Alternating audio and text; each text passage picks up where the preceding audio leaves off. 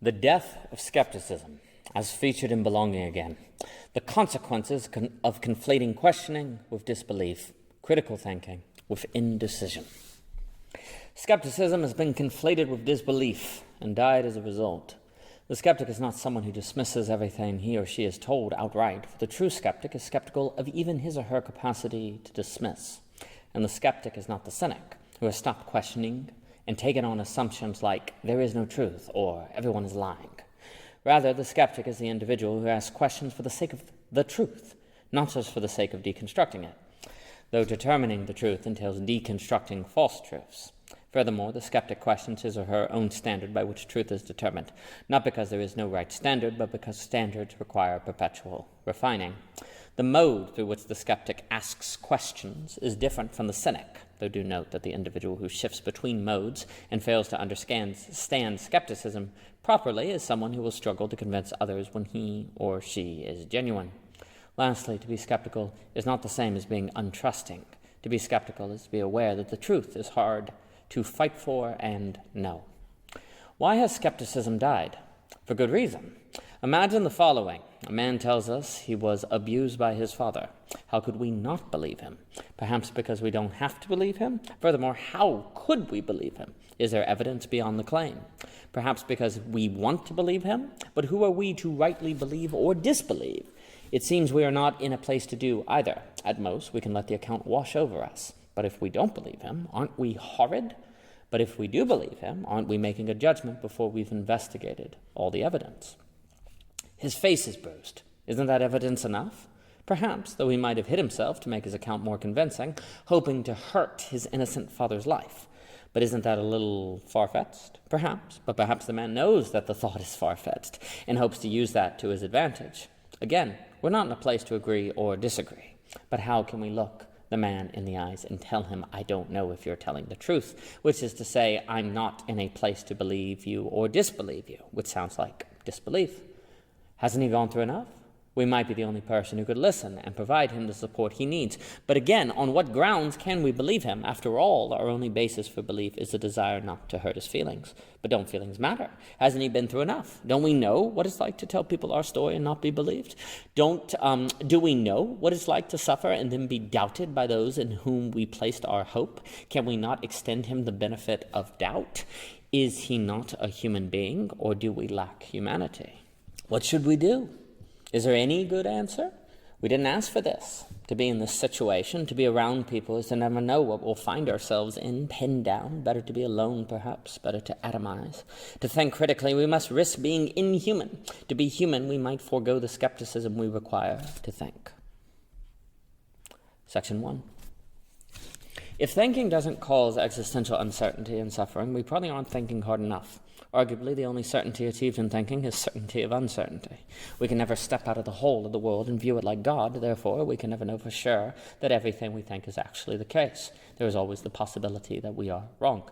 This isn't to say that we can never think true things, only that we can never completely verify things as true in line with the thought of Goethe.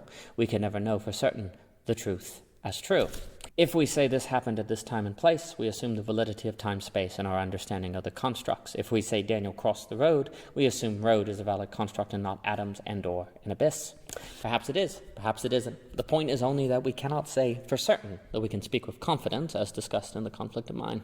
This isn't to assert we know nothing, but that we can't know or not know that we know nothing. We could be standing in truth and never see it. We could search forever for what we study. Often, thanks to the method, when it comes to matters classified under science, we don't feel much existential anxiety, precisely because we have enough confidence to function without much thought, rightly or wrongly.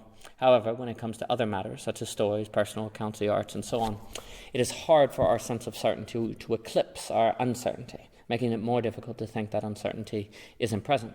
Hence, it is much more difficult to avoid existential uncertainty, which can make us hesitant to engage in deep thinking about these subjects. Please note that if society as a whole is moving in the direction of the atomized and more abstract, and is more abstract due to a loss of givens, this would be for society to head in the direction of more thinking, not less. Where there is a lack of existential uncertainty, yet there is thinking, there is likely a lack of deep critical thinking, which means the presence of thinking may correlate with anxiety, an emotion which can make totalitarianism appealing. It cannot be said that this is always the case, but if we are thinking about a matter and don't feel existential uncertainty over it, we should be skeptical of ourselves. It is very possible that we are holding pre-existing biases and are inclined to believe a certain way. Not necessarily, but possibly. And at the very least, this self-skepticism and inescapable possibly should make us uncomfortable, which brings us back to our situation. We cannot step into a mode of considering the man's story false without risking association with someone who mistreats others. And yet to critically think, we must take all sides into account, which suggests that we cannot critically think without risking how people think of us. Furthermore, we must risk our self-image. We must wrestle with the possibility of seeing ourselves as a person who victimizes victims. This is terrifying, as it should be, unless we lack empathy for the possible victim. We cannot step into a mode in which we consider our parents' Christianity possibly false without risking being associated with someone who abandons Christ. We cannot consider the perspective of Republicans without entering the possibility of being seen as someone who doesn't care about the poor. We cannot consider the perspective of Democrats without perhaps being judged by business owners as disregarding their hard work. The list goes on. We must suffer to think, for we must at least bear the risk of rejection, and bearing a risk entails suffering. Thinking entails existential consequences, and where thinking lacks existential uncertainty, thinking should be questioned, which invites thinking. The more thinking, then more. To think is to risk. If our ideas about a circumstance do not risk suffering and being misunderstood, we should be skeptical of ourselves, for it is very possible we are not thinking deeply. And if we ever get to the place where we don't feel the possibility of being misunderstood, we should be cautious. We may have stopped thinking deeply altogether. But how can we know? We can't. Once we start thinking and enter the philosophical consciousness discussed by Livingston on Hume, we can never know when we've thought enough. Section 2. Skepticism is not disbelief. When the terms are conflated, to be skeptical about a story is to be seen as not believing it, and when the story entails victims, for us to possibly be skeptical is for us to be seen as ignoring the hardships that others have suffered and that we have been spared. It is indeed monstrous to outright ignore the hardships that others have faced, but it is not monstrous to question whether those accounts are valid, though it is perhaps best to do this verbally, but mentally, considering the likelihood of misunderstanding.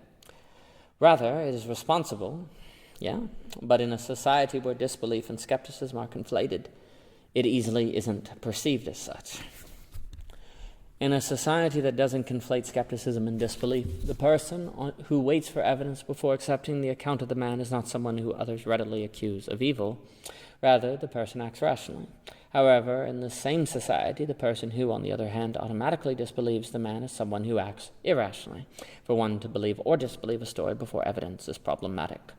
However, in the society where skepticism and disbelief are seen as the same thing, to be skeptical of a story before evidence is to not believe in the story, and as a result, judgment without evidence can become the norm.